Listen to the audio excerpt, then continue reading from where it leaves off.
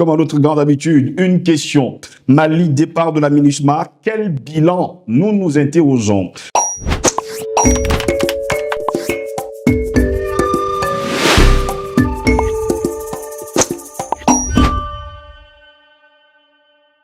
Madame, monsieur, bonjour, très heureux de vous retrouver sur Panafricaniste TV, la chaîne de télévision des panafricanistes. Bienvenue à toutes et à tous à cette édition de Parole panafricaniste. Mali, départ de la MINUSMA, quel bilan? Telle est notre grande interrogation, mesdames, messieurs. La mission des Nations Unies au Mali, la MINUSMA, a cessé d'opérer il y a près d'un an, c'était le 31 décembre 2023. Depuis cette date, la MINUSMA ne disposait plus de mandat et ne menait plus d'activité, même si on sait pertinemment qu'elle faisait des missions en sourdine pour le compte de l'Occident. Certaines équipes étaient pourtant toujours présentes au Mali pour le processus, nous dit-on, de liquidation de missions consacrées aux dernières étapes logistiques et administratives. Ce processus devait prendre fin le 31 décembre 2024 prochain. Il sera finalement officiellement conclu avec un peu d'avance. C'était le 15 novembre dernier. Les autorités maliennes de transition récupèrent aujourd'hui le vaste camp de la MINUSMA à Bamako, sur la route de l'aéroport. Le dernier après la rétrocession de celui de Gao en juillet, la MINUSMA avait quitté tous les autres dès l'année 2023. Ces derniers mois ont été consacrés au transfert d'équipements vers les pays contributeurs ou vers d'autres missions onusiennes dans le monde, ainsi qu'à la clôture des contrats et des comptes financiers. Une question cependant, mesdames, messieurs. Quand on parle justement de transfert d'équipements, pourquoi la MINUSMA ne transfère pas ses équipements aux autorités maliennes? Pourquoi prendre l'initiative de prendre ces équipements, nous dit-on, qui servaient à combattre le terrorisme, à l'envoyer à d'autres pays étrangers, sachant que le Mali aujourd'hui en a encore besoin des équipements pour pouvoir combattre ses ennemis? Qu'est-ce qui peut bien empêcher la MINUSMA, on va le dire comme ça, de rétrocéder ses équipements aux autorités maliennes? Qu'est-ce qui se cache derrière? Nous nous interrogeons. La MINUSMA, il faut également le rappeler, a compté plus de 15 000 personnels militaires et civils. Les non-maliens avaient pour l'essentiel déjà quitté le pays l'année dernière. L'entité en charge de la liquidation de la mission indique que quelques dizaines d'internationaux sont toujours au Mali et qu'ils auront quitté le pays progressivement avant la date butoir, le 31 décembre prochain. Avec la fin de cette période de liquidation, la page de la MINUSMA est donc définitivement tournée. Après 10 années de présence, son départ avait été exigé par les autorités maliennes de transition qui estimaient que les casques bleus ne sécurisaient pas suffisamment le pays et qui reprochaient également à la mission onusienne ses rapports sur les restrictions des libertés publiques ou sur les exactions de l'armée malienne et de ses partenaires, à savoir le groupe Wagner. Des travaux considérés par Bamako comme une instrumentalisation des droits humains. Voilà pourquoi, mesdames, messieurs, nous nous interrogeons, nous également, ce matin. Ces personnes sont parties, mais jusqu'à preuve de contraire, 10 années passées sur le territoire malien. Pourquoi est-ce que les responsables de la MINUSMA ne font pas de bilan? Parce que vous êtes quand même sur le territoire de quelqu'un, soi-disant pour sécuriser ce territoire, soi-disant pour lutter contre le terrorisme, soi-disant pour lutter contre le terrorisme. D'ailleurs, pour ceux qui le savent, depuis que la MINUSMA a mis les pieds sur le sol malien, alors les casques blancs ont mis les pieds sur le sol malien, eh bien, le terrorisme a grandi de plus belle. Oui. Vous vous rappelez d'ailleurs que près de 60% du territoire malien était entre les mains des terroristes. Maintenant, donc, mesdames, messieurs, ils s'en vont. Quel bilan? Où est d'ailleurs ce bilan? Pourquoi ils ne disent pas ce qu'ils ont fait au cours des 10 dernières années? Nous attendons en tout cas le bilan de la MINUSMA. Voilà pourquoi nous nous interrogeons. Mali, départ de la MINUSMA, quel bilan? Pour répondre à nos questions, nous sommes avec André Kisselfanga, panafricaniste pasteur. Il est notre invité ce matin. André Kisselfanga, bonjour, bienvenue à vous. Bonjour, monsieur Josolangos. Merci pour l'invitation une fois de plus, n'est-ce pas, à Panafricaniste TV. Mais c'est un plaisir d'être dans vos studios. Très heureux de vous avoir. J'espère que vous allez bien. Oui, ça va, ça va. On rend grâce à Dieu. On a le souffle de vie, on a la santé, mais on se bat au quotidien pour davantage, n'est-ce pas, éclairer la lanterne des Africains et du reste du monde. Très heureux de vous avoir rendu Kissel Fanga. Finalement, la MINUSMA s'en va. On le sait depuis le décembre de l'année dernière que la MINUSMA avait été priée de partir. Oui, tout le monde s'en va. Il y avait plus de 15 000 personnes, casques bleus et parfois aussi des personnels civils sur le sol malien. Ils s'en vont. Oui. Ont-ils donné un bilan aux Maliens? Non, je ne pense pas qu'ils ont donné un bilan aux Maliens, mais nous, en tant qu'analystes, n'est-ce pas, nous pouvons faire le bilan. Oui. Nous pouvons voir les résultats de cette MINUSCA arrivée en 2013 jusqu'en 2024 aujourd'hui, voilà. Donc, qui, justement, venait pour les missions de sécurisation, d'aide, n'est-ce pas, de protection, de lutte contre le terrorisme. Et je pense que finalement, de 2013 à 2024 aujourd'hui, nous pouvons établir qu'ils n'ont produit aucun résultat, c'est-à-dire bilan zéro. Bilan zéro, pourquoi? Parce que vous ne pouvez pas nous dire, et là je vais faire référence, n'est-ce pas, à l'opération Barkhane. Parce que l'opération Barkhane qui arrive au même moment que la MINUSCA, parce que MINUSMA. 2013, Barkhane arrive, 2013 encore, MINUSMA arrive.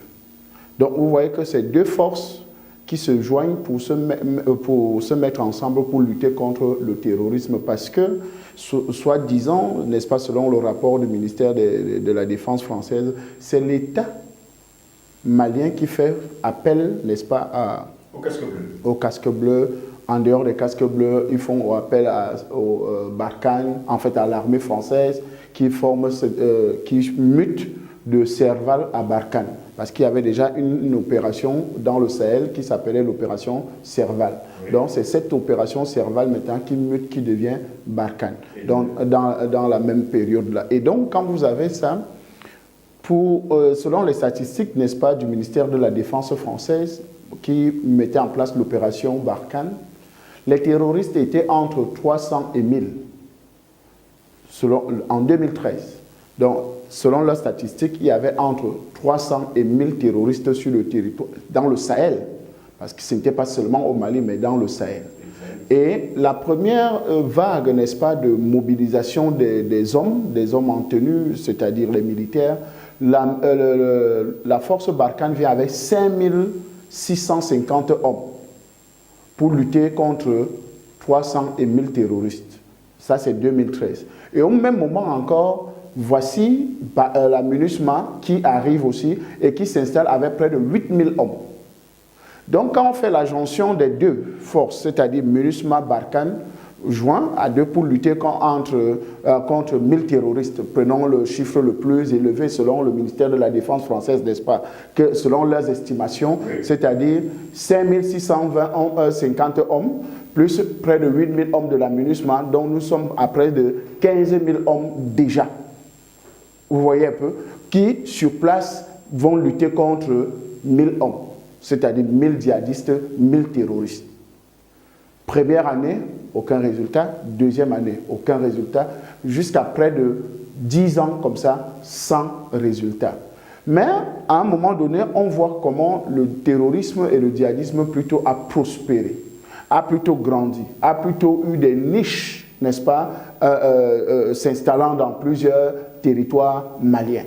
Nous pouvons voir, n'est-ce pas, les différents sites qui ont été récupérés, n'est-ce pas, par l'armée malienne aujourd'hui, alors qu'ils étaient sur le contrôle des djihadistes terroristes.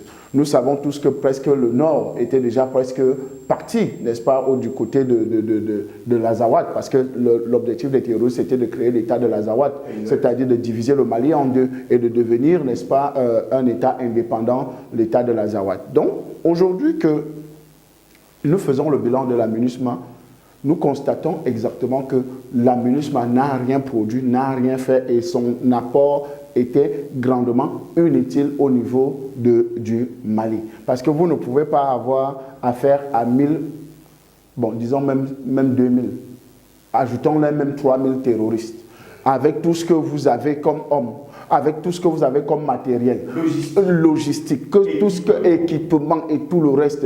Sans compter que, selon encore le ministère de la Défense française, n'est-ce pas, l'appui de ces opérations-là se faisait à partir de la base de drones américaine de Agadez. C'est-à-dire la base de drones américaine permettait, n'est-ce pas, aux forces, à Barkhane et MINUSMA, d'avoir des renseignements sur la bande sahélo-sahélienne. C'est-à-dire ils avaient le contrôle. Les drones pouvaient donner la vraie image ou bien les vraies positions des terroristes. Donc 50%, n'est-ce pas, des renseignements étaient donnés par la base américaine d'Agadez. Mais jusque-là, pendant 10 ans, ils n'ont produit aucun résultat. Les drones américains n'ont rien vu. Les drones américains n'ont rien vu.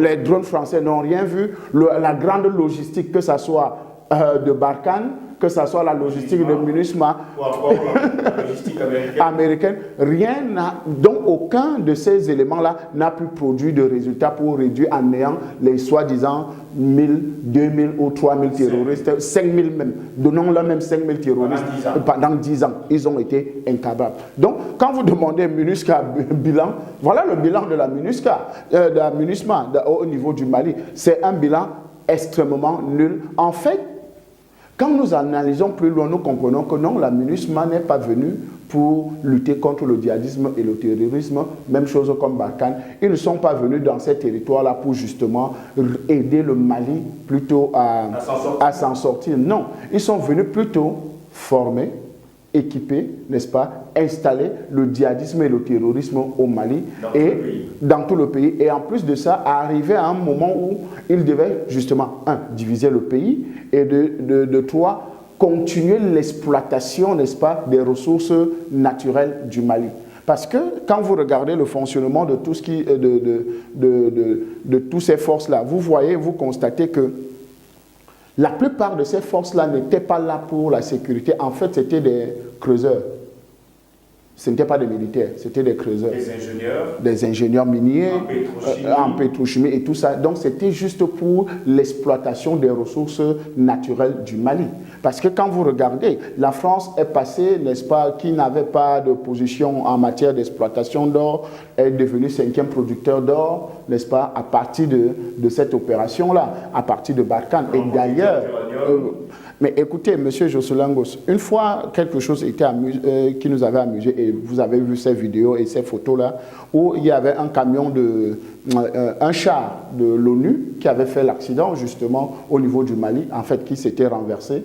Au lieu que c'est les balles ou bien les fusils qui sortent de là, c'est les lingots d'or qui sortaient. Exact.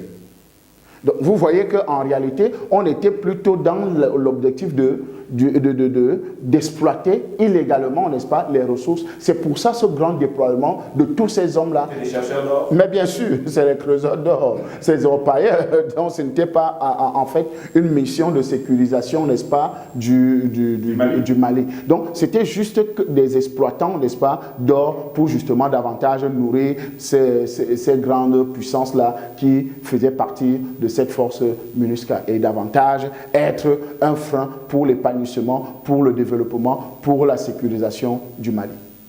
Et à ce propos, justement, André-Christelle Fangan, on se rappelle quand même du discours d'Abdoulaye Maïga, il y a 2 ans, aujourd'hui c'était en 2022, du côté des Nations Unies, et qui avait déclaré haut et fort que, eh bien, elle avait été poignardée.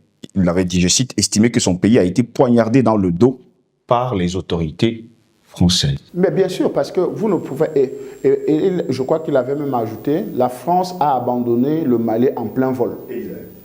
Parce que quand vous regardez, pourquoi la France, il le dit?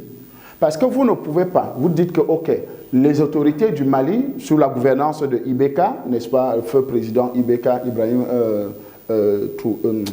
Boubacar Keïta, qui était président de la République du Mali en ce moment-là, fait appel à la France pour venir aider justement le Mali à sécuriser, à juguler le problème de djihadisme et de terrorisme. Ok, la France se porte volontiers et amène les hommes.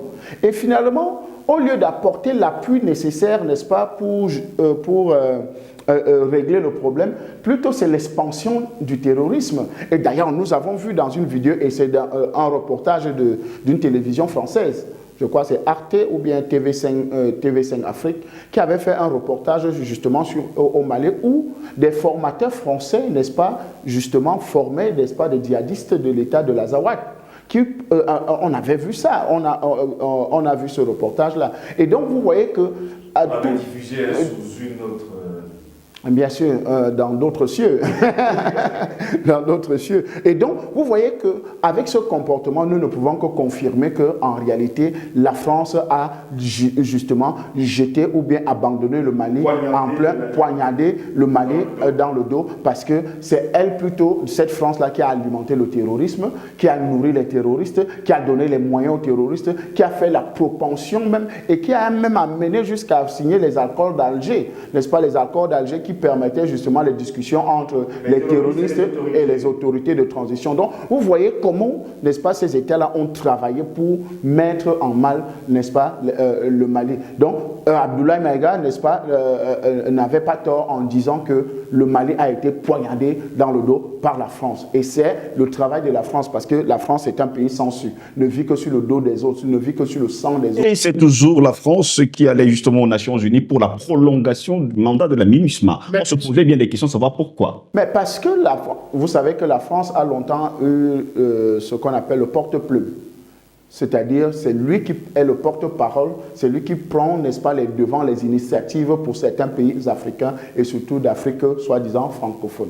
Et donc, la France avait tout le droit, parce qu'il y avait des autorités molles, ou bien des autorités à plat ventre, n'est-ce pas, des autorités, n'est-ce pas, laquais, des marionnettes, n'est-ce pas, au niveau du pouvoir central malien, donc qui obéissaient au doigt à l'œil à la France. Donc, ce n'est que normal qu'en ce moment-là, la France pouvait avoir les devants pour aller négocier. D'ailleurs, même un fait bizarre, vous vous rappelez que M. François Hollande a reçu le président malien au Mali. Il faut préciser que c'est Emmanuel Macron qui a reçu d'ailleurs le président. Emmanuel Macron. Voilà. Donc, le président de la France, n'est-ce pas, au Mali, atterrit au Mali et reçoit le président, n'est-ce pas, malien dans son propre territoire. Vous voyez un peu, au lieu que c'est le président en exercice, n'est-ce pas, du Mali qui reçoit son homologue étranger, mais c'est plutôt en fait, ils étaient en territoire conquis.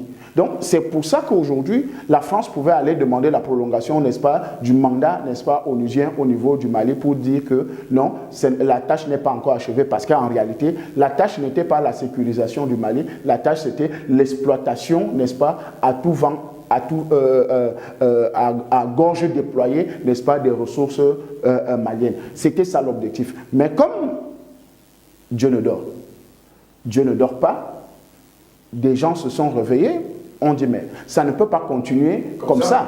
Parce qu'on continue à avoir une très grande présence des armées étrangères sur notre territoire et le djihadisme et le terrorisme continuent à prospérer. Ça veut dire qu'il y a quelque chose qui ne tourne pas rond. Donc il faut chercher à régler ou bien à réguler ce problème. André Fanga, comment comprendre que jusqu'à preuve de contraire, des étrangers peuvent venir sur le sol africain, faire des choses, repartir sans qu'ils ne donnent eux-mêmes un bilan de leur présence sur le sol africain? Mais ça dépend maintenant des autorités, n'est-ce pas, qui sont sur place, qui dirigent, n'est-ce pas, le pays. Oui. Parce que vous ne pouvez pas admettre que des personnes, une opération comme celle-là, MINUSMA, s'installe. Pendant plusieurs temps, ils mènent leurs activités. Signer un papier quelque part. Un papier quelque part pour demander, n'est-ce pas, des comptes, pour demander, ok, voilà vos missions. Et maintenant, qu'il y ait quand même des missions de contrôle, des missions d'évaluation, des missions de ceci, mais rien de tout ça. Parce que quand nous regardons, toutes les missions, que ce soit onusiennes sur le territoire africain, ils n'ont jamais donné de bilan. Ils ne font jamais de bilan. Ils n'ont jamais apporté, n'est-ce pas, une réponse concrète. D'ailleurs, même les Nations Unies ne sont pas une organisation de paix. Ils disent qu'ils sont une organisation de paix, mais ils n'ont jamais apporté la paix nulle part. Parce que si vous êtes le siège d'abord des Nations Unies se trouve où? Aux États-Unis. Les États-Unis sont le pays le plus meurtrier du monde. Les États-Unis sont le plus grand causeur de guerre dans le monde. Les États-Unis sont ceux qui ont causé tant de tort parce que à tout le monde entier. Donc vous ne pouvez pas avoir, et c'est le vrai patron de l'ONU, c'est les États-Unis. Et donc, c'est eux qui commandent le monde, c'est eux qui dirigent, c'est eux qui décident de toutes choses. Donc, vous voyez qu'ils se sont toujours comportés comme ces gendarmes-là, ces gens-là qui disent, qui viennent implémenter leur stratégie.